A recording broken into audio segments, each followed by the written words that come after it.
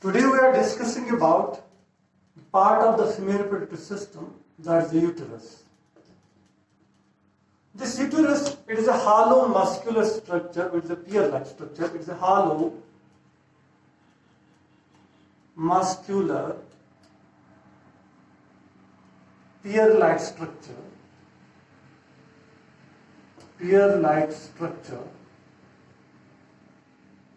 So if you take its location, it is located in pelvic region. It is located in pelvic region in between urinary bladder,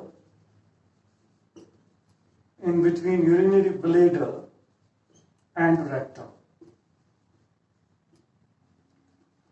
So it's a hollow structure, muscular structure, and if you take this structure, the pear-like structure, it's located in the pelvic region in between urinary bladder and rectum. One more important thing is, uterus, it consists of three parts. One we have is a fundus, second one we have is a body, and third one we have is a cervix.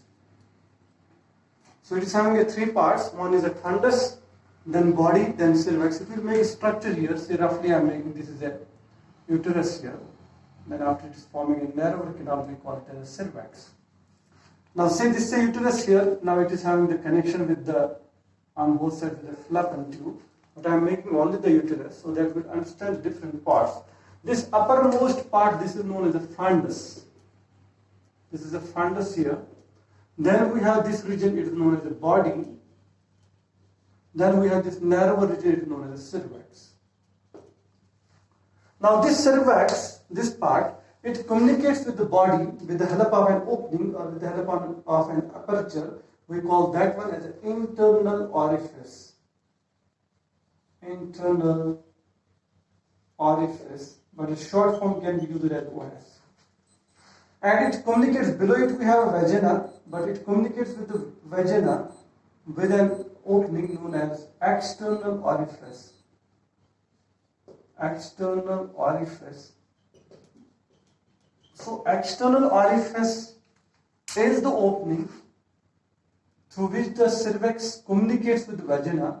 Internal orifice is the opening through which the cervix communicates with the body. This is the most important thing which you have to keep in mind.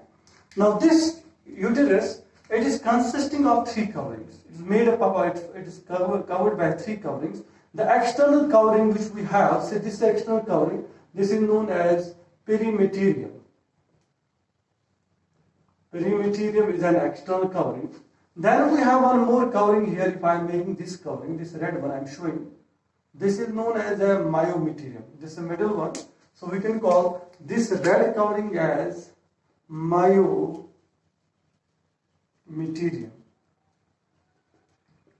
Then after it is also covered by one more covering, that's internal covering. We can call this type of covering as endometerium. So it's covered by one more covering. That covering we call as endometerium. So this is a covering here, it is known as endometerium. So uterus is covered by three coverings. External one perimeterium, then middle one myometerium, then we have an internal one known as endometerium.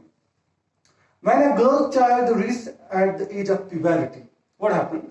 There is an onset of cycle, we call that as a menstrual cycle. So when the menstrual cycle takes place, what happens? This endometerium, it all degenerates.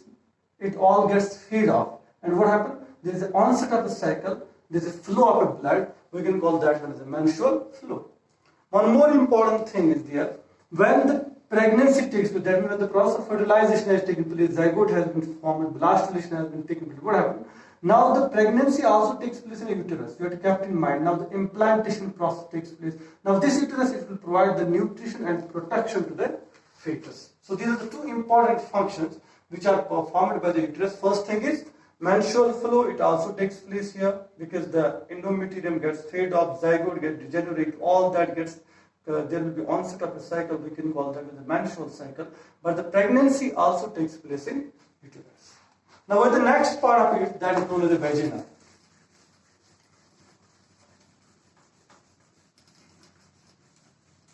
Next part which we are discussing is a vagina. Vagina is a tube-like structure about 10 centimeters in length. So it is a tube-like structure. Tube-like structure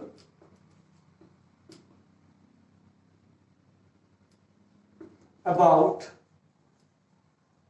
10 centimeter in length.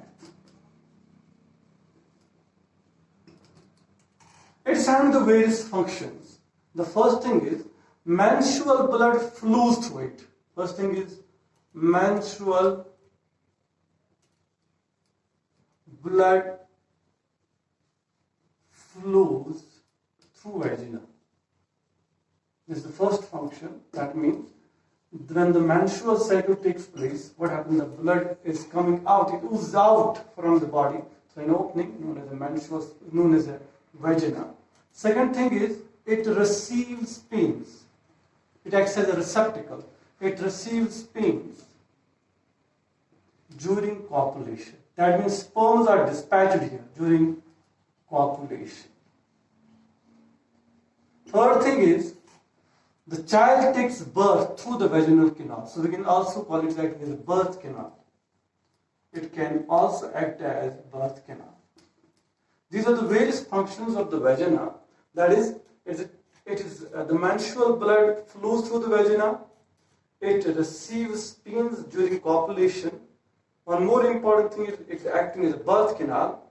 That means the child takes birth through the vaginal opening. Then when the pregnancy period is over, what happens? When the, what we call this labor pain takes place, what happens? There is a pushing of the baby by the uterine wall. And what happens? The baby is pushed out through a canal to the external environment. We call that one as a, we can call at that time vagina as a birth canal. But some various functions like menstrual blood also flows, receives pains during copulation as well. Now in a next part, we will discuss about external structure of female reproductive system, which we call as a vulva.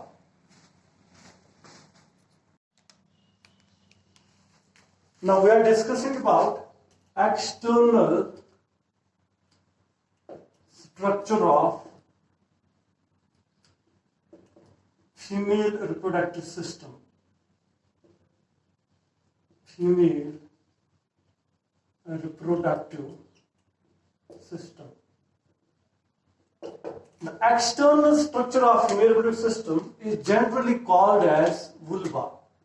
It is known as vulva. It is generally called as vulva. It consists of various parts. We'll make the structure and we'll discuss all those parts. It consists of a depression.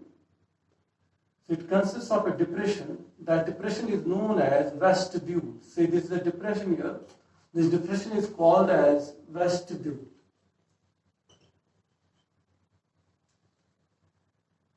So this depression is known as a vestibule. And this vestibule, it consists of a thin muscles on its upper side that is known as the clitoris.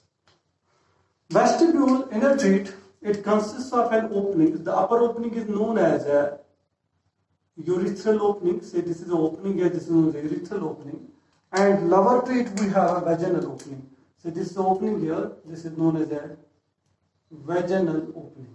This vaginal opening is partially covered by a membrane known as a hymen. Inner teat, we have also the presence of glands. We call them as Bartholinus glands. So Bartholinus glands are also present in a vestibule. So these are the Bartholinus glands. And then after, it is covered by two coverings. One we have is a labia minora. These are the muscular coverings which cover this vaginal opening. This is a labia minora. Then after we have one more covering external teat, we can call that one as a labia majora. So this is one more covering which I am making here. So this is a labia majora. Then upper teat we have a portion here, a fatty region locate. We can call that one as a mons pubis. This is the region which is covered by a pubic hair at puberty. Now we can name them all.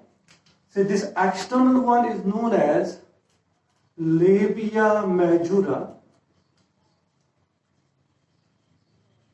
This inner one is known as labia minora. Then this black covering is known as vestibule. Vestibule. And this one is known as vaginal opening. So vaginal opening is located on below side. Vaginal opening. And this one is known as urethral opening. This is a urethral opening. Now this muscular region which is located at the top or at the upper region of the vestibule, it is known as clitoris. And the region here we have also the muscular, this is known as the prepuce. It's a muscular structure, prepuce, which is at the top of the labia minora. Then it's on its upper side we have a labia majora. Then we have a region here we can call it as a mons pubis. Then after we have these glands, we can call them as Bartholin's glands. Bartholin's glands. So whenever you have to discuss about the vulva, so we can simply say vulva consists of a depression. It consists of a depression. That is, this depression, this black one. It consists of a depression known as vestibule. Known as vestibule. Now this depression or this vestibule, it consists of upper urethral opening,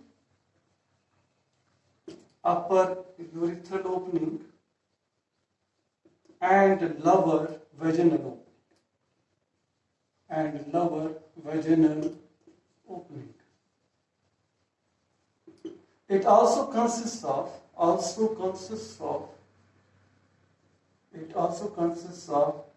Bartholin's gland. Bartholin's glands. One more important thing we have, that is on the upper side of vestibule,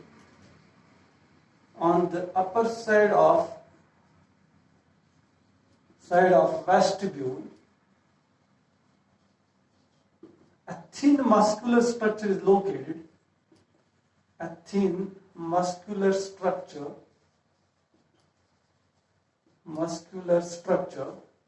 is located, known as clitoris.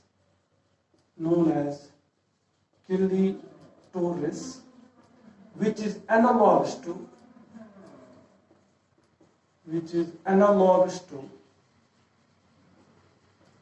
penis.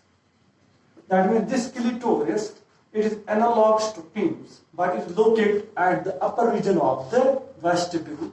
That means upper to the urethral opening.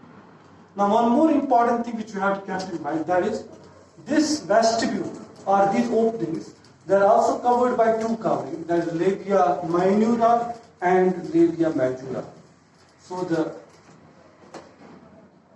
urethral and vaginal opening,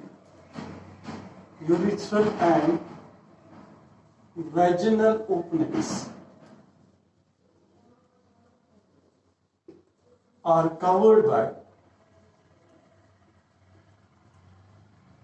two muscular structures known as labia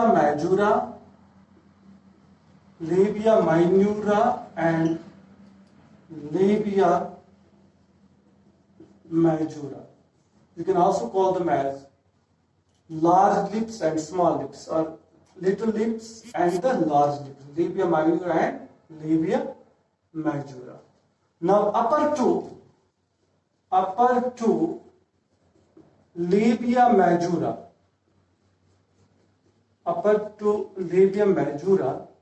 is a fatty region known as mons pubis, which gets covered by pubic hair, which gets covered by pubic hair at puberty. So this you have to keep in mind.